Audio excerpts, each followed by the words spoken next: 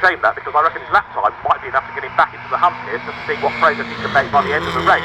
Against a very good battle that's now shaping up for 4th place, because you'll find that Paul Roddison now, the man from the outside of the front row, has been caught once more when it's like that, by the man that was delayed in his spin with him at the first lap, and that's Chris Lovett, who started, of course, at the back of the grid. And these two, the Mark III versus the Mark 1 MX-5, running together as they head up Clyde here by Nick Wright to get the lead of the race back again. Tried the inside line. Jonathan Halliwell has to give him racing room, goes out wide as a consequence of all of that. They're side by side out of the hairpin, but Jonathan Halliwell just stays ahead in fact there. Used all of the available room and to his advantage, and so come onto the step straight. Although that said, Roddison is pretty brave in a straight line, and now once again tries to mount an attack as they come down towards the braking area for the S's, into which he turns now through the first element, the right-handed part. Then he'll go left up towards the short hairpin, but he's not close enough to gain any sort of toe in a straight line there.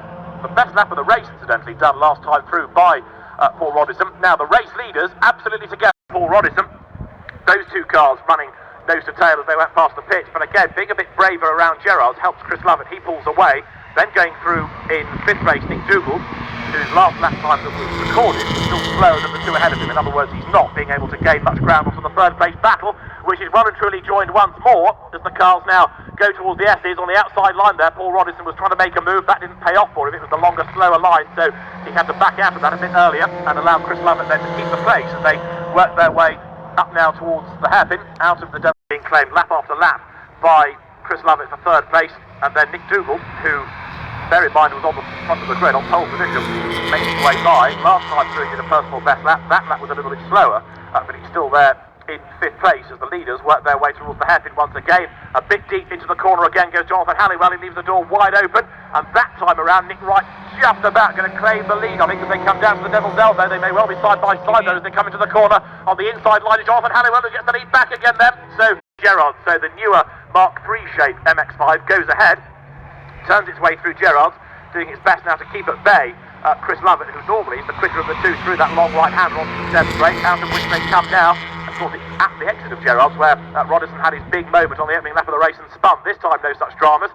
So he hangs onto the place, goes down towards the S's, still being pursued by Chris Lovett. They go through the right and left-handed elements now, heading up towards the hairpin, and Lovett looks slightly bit quicker through the mid-part of the S's there, going up towards the hairpin, through which the leaders have come, and it's a very tall order. So I'm not convinced that's going to happen here for Paul Roddison. 3rd may be as good as it gets for him, as the leaders have still got 9 more minutes of the race to run, turning their way now up towards the hairpin, and they're side by side once again, because Nick Wright this time makes another challenge, turns his way down towards the Devil's Elbow, turns into the left-hander. Jonathan Halliwell keeps as they come across the time at the moment, but top 2 head up towards the hairpin once again, and Nick Dougal, after a very subdued race, not helped of course by that big spin at Gerrard's, not being able to take advantage at all of the fact that he was the quickest qualifier.